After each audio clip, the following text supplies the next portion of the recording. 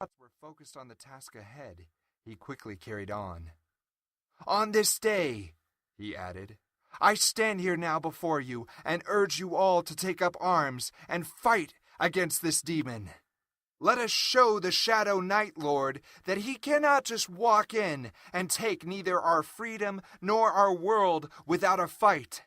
Today, let us thrust a war upon him that he dare not conceive possible, and show him that the great Waterfall Kingdom is not one to dismiss lightly." With that, Kustos raised his Sinsi sword skywards, and the footmen before him cheered and shouted in a frenzy of complete agreement as they also elevated their weapons in preparation of the charge. Behind Lord Reginald, the Dream Watchers, also enlightened by Kustos' battle speech, lifted their bows and added their voices to the tumultuous shouts of the infantry. It was at that moment that Lord Reginald realized his son had truly developed into the heir he had always wanted, and without a second thought, he hoisted his own weapon to join Kustos in the acknowledgement of war. Above all else, the prince noticed this gesture, and he smiled briefly in his parents' direction before turning and facing the oncoming army. Then, with weapons still raised, he charged towards the Metal Mares and the Exums. Determination to win still pounded through his veins as he took the lead. Will and Connor took their cue from Kustos and chased after him, brandishing their own weapons of destruction. The infantry, possessed by the words of their prince, did not hesitate as they also charged onto the battlefield.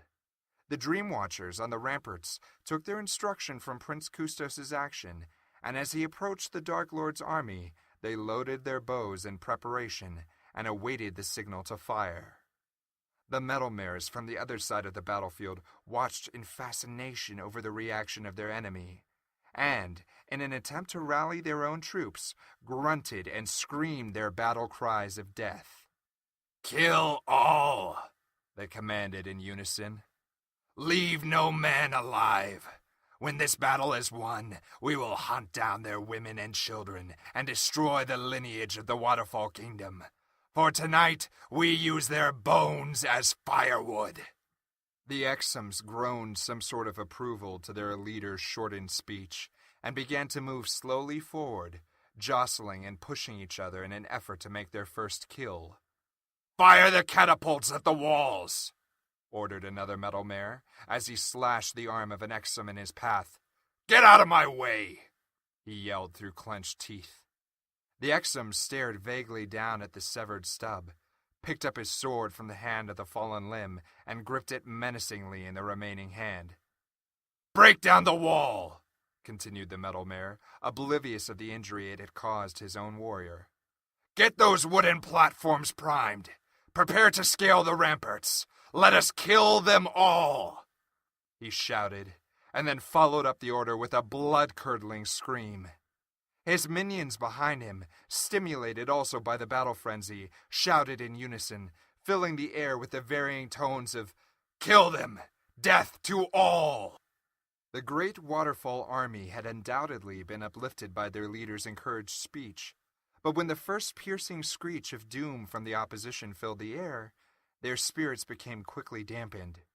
Kustos noticed their hesitation, and as he ran towards the oncoming army, he began to call his people by name. "Pipeguard! Ragnir! Sumberton, follow me!" he shouted. "Your strength and bravery will bring the enemy to their knees. Master Connor, Master Will, let us show our adversary the meaning of trepidation." Connor could see and appreciated the effort required to persuade the followers to lose their fear, and having thrown his own caution to the winds, he began to shout cries of support, hoping that the theme would carry through the ranks. As luck would have it, it did, for no sooner had his words filtered through the air and faded into oblivion did the forces behind him begin to chant their own threatening battle cries. Both armies were now in full voice and mindset for a war, and as each side rushed to meet the other, the ground vibrated with the energy of pacing feet pounding the soil beneath them. Kustos was the first to reach the Shadow Lord's faction, and found he was faced with the Metal Mare's axe. He jumped and somersaulted over the creature's head and landed several feet in the thicket of Exums following up behind. A metal mare was not known for its speed of thought, and was temporarily confused by the action, but simply ignored the move, and rather than turn his back on the enemy, carried on forward, swinging his mighty axe above his head as he went. In the meantime, Kustos had already begun his campaign, as he slashed and sliced at the Exums within his reach. There was no time to take a body count, as with every zombie shell that fell, another immediately took its place. His Cincy swords now splattered in the blood of his enemy, cut mercilessly through the decaying flesh of all within his path. Nothing in front of him survived his moves, and only a single Exum left in his wake somehow managed to avoid a lethal blow. Too mindless to know any better, and thinking this was an opportunity, it frantically scrambled to its feet and raised his serrated claw in one final effort to find a mark. Kustos heard a thud behind, and quickly spun around just in time to see Connor retrieving his knife from the creature's neck. "You should be more careful," he smiled at Kustos. "You never know who might creep up on you." "Granted, my friend," Kustos replied. "Behind you." Connor did not hesitate. Instead, he thrust his Cincy swords directly back and felt them sucked in by the putrid flesh of the enemy. Quickly, he turned around, just in time to watch it fall to the ground and top a squalid pile of several bodies deep. Connor and Kustos threw each other a glance. Their battle plans were similar, and responses almost the same. Kustos was amazed. He had been trained all his life for this day, and yet Connor had appeared in the realm no more than 1, perhaps 2 months ago.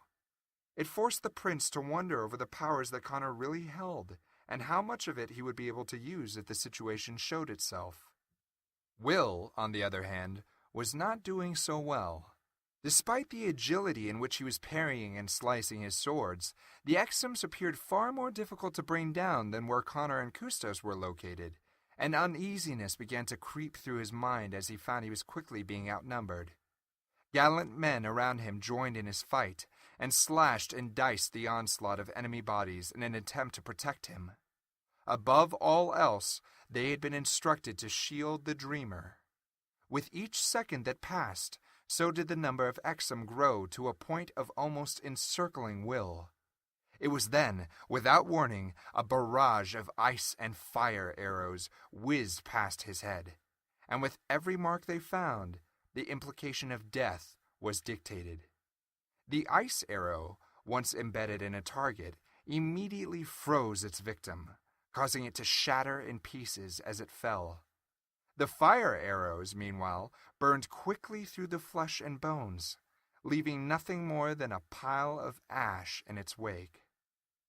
By now, the Dream Watchers were launching a storm-like frenzy, hitting any Exum in their path. It was a mystery to Will how the Watchers managed to miss their own soldiers. But there again, when looking around at the creatures he was facing, it should have come as no surprise.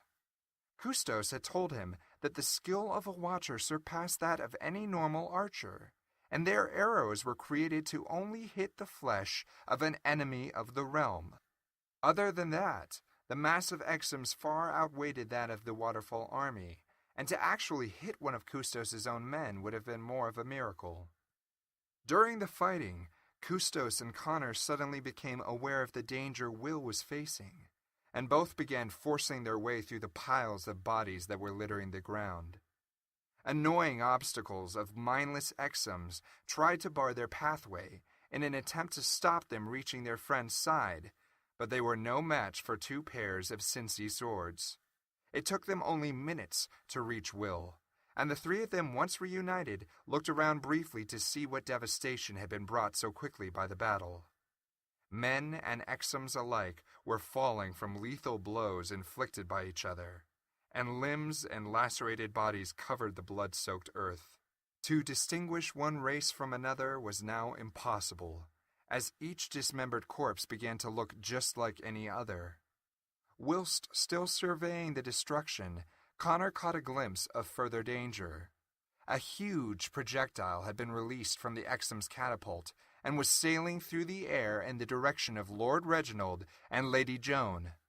"Will!" he shouted urgently above the noise of clashing steel, as sword hit sword behind him in a battle to the death. Will turned and also saw the boulder flying swiftly towards the city walls. Without a second thought, he threw out his hands, and a large bubble of gravity chased after the shrapnel. He had hoped that his timing was not too late.